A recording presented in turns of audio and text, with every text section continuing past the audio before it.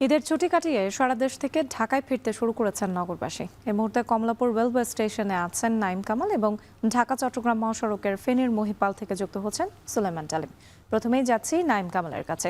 Naim, rail স্টেশনের রাজধানীমুখী মানুষের চাপ এই মুহূর্তে কেমন দেখতে পাচ্ছেন?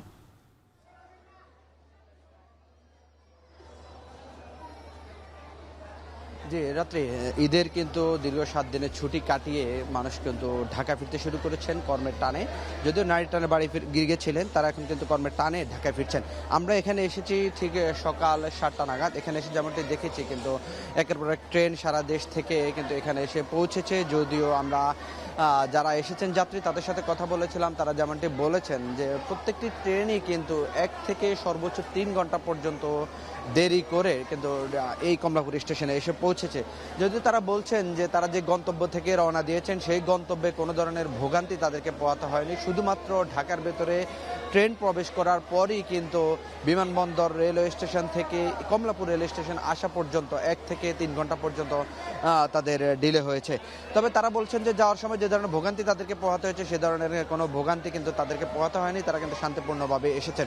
তো আমরা এখানে এসে যেমনটি দেখেছি এ পর্যন্ত কিন্তু ৬টি ট্রেন সারা দেশ থেকে কিন্তু ঢাকায় প্রবেশ করেছে। সকাল থেকে আমরা স্টেশন ম্যানেজারের সাথে যোগাযোগ করার বারবার চেষ্টা করেছিলাম, তিনি কিন্তু এখন পর্যন্ত কমলাপুর রেল স্টেশনে এসে পৌঁছাননি, যে কারণে আসলে আমরা ডিটেল পুরোপুরি তথ্য তাদের কাছ থেকে পাইনি।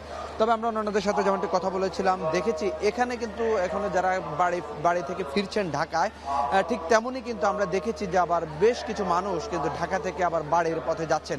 তাদের সাথে কথা বলেছি, তারা বলছেন যে ঈদের আগে যে ধরনের ভোগান্তি ছিল ট্রেনে বাড়ি ফেরার জন্য এখন পর্যন্ত সে ধরনের ভোগান্তি কিন্তু তাদেরকে পোহাতে হচ্ছে। এবং তারা বলছেন যে কোন ট্রেন কোন প্ল্যাটফর্মে এসে দাঁড়াচ্ছে, তারা কোত্থেকে উঠবে সেটি কিন্তু তারা বিভিন্ন জনের কাছে জিজ্ঞেস করেও কিন্তু জানতে পারছে না। একটু তথ্য দিয়ে রাখি, আমরা যেমনটি দেখেছি এখানে যে সকল ট্রেন এসে পৌঁছেছে রংপুর এক্সপ্রেস, যেটি কিন্তু ৯টা ১৫-তে এখান থেকে ছাড়ার কথা, সেটি কিন্তু এখন পর্যন্ত এখান থেকে ছেড়ে যায়নি। ঠিক তেমনি বুড়িমারি এক্সপ্রেসও কিন্তু এখান থেকে ৯:৩০টার দিকে ছাড়ার কথা, যেটি কিন্তু এখন পর্যন্ত ছেড়ে যায়নি। অর্থাৎ এখান থেকে যে ট্রেনগুলো যাচ্ছে সেগুলো কিন্তু ডিলে করে যাচ্ছে, কিন্তু যাত্রীরা এই ধরনের ভোগান্তি পোহাতে হচ্ছে তাদেরকে। তো এই ছিল আমার কাছে রাজধানীর কমলাপুর রেল স্টেশন থেকে কর্মের টানে ঢাকায় ফেরা যাত্রীদের সর্বশেষ তথ্য। রেলপথের খবর শুনছিলাম, এবার একটু সড়ক পথে যেতে চাই ডালিমের কাছে। ডালিমে, আপনার কাছে জানতে চাই মহাসড়কে যানবাহনের চাপ এই মুহূর্তে কেমন দেখতে পাচ্ছেন এবং কোথাও যানজটের খবর পেয়েছেন কি?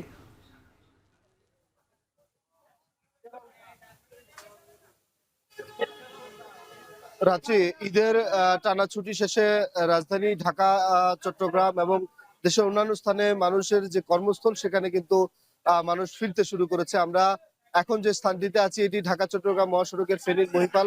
আমরা সকাল ৮টায় এই স্থানটিতে এসেছি। আমরা দেখেছি যে মানুষের যে উচ্চবড় ভিড় ফেরার যে কর্মস্থলে সেটি আমরা লক্ষ্য করেছি। মানুষ বাস, ট্রেন এবং মাইক্রোসহ অন্যান্য যানে তাদের যে কর্মস্থল সেখানে ফিরছেন। আমরা কথা বলেছি তাদের কর্মস্থল ফেরা যে মানুষ রয়েছেন তাদের সাথে, তারা বলছেন যে মহাসড়কে খুব একটা যানজট নেই এবং অনেকটা নির্বিঘ্নেই তারা ফিরতে পারছেন। তবে দূরপাল্লার যেসব যাত্রী রয়েছে ফেনী থেকে রংপুর, রাজশাহী, চাঁপাইনবাবগঞ্জ, দিনাজপুর, পঞ্চগড় সহ বিভিন্ন স্থানে যারা যাচ্ছেন তারা আমাদেরকে বলছেন যে স্বাভাবিক সময়ের চাইতে এই সময়টাতে ভাড়া কিছুটা বেশি গুনতে হচ্ছে। কিছু ক্ষেত্রে পরিবহনগুলোর ওপর তাদের অভিযোগ রয়েছে যে বেশি ভাড়া তাদের কাছ থেকে নিচ্ছেন। তবে পরিবহনের যারা মালিক রয়েছেন তারা আমাদেরকে যেমনটি জানিয়েছেন যে এই যে এখন কিন্তু শুধুই মানুষ ফিরছে কিন্তু আসছে কম, সে কারণে তাদের কিন্তু অনেকটা লোকসান উইও কিন্তু তারা তাদের যাত্রীদেরকে নিচ্ছেন।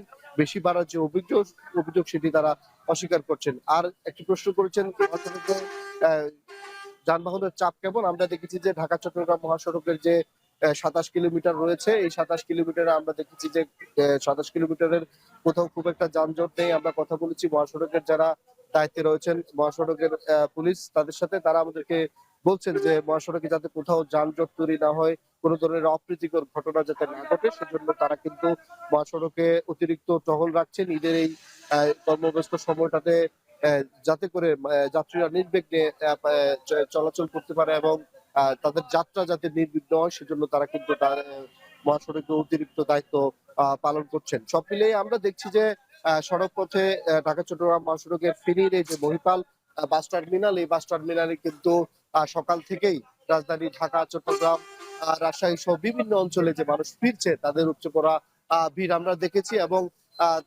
বলা চলে অনেকটা নির্বিঘ্নেই মানুষ কিন্তু ছুটি কাটিয়ে তাদের কর্মস্থলে ফিরছে। এ ছিল ঢাকা চট্টগ্রাম মহাসড়কের ফেনীর মহিপাল থেকে আমাদের কাছে সর্বশেষ। রেল এবং সড়ক পথের খবর জানাতে যুক্ত ছিলেন সহকর্মীরা।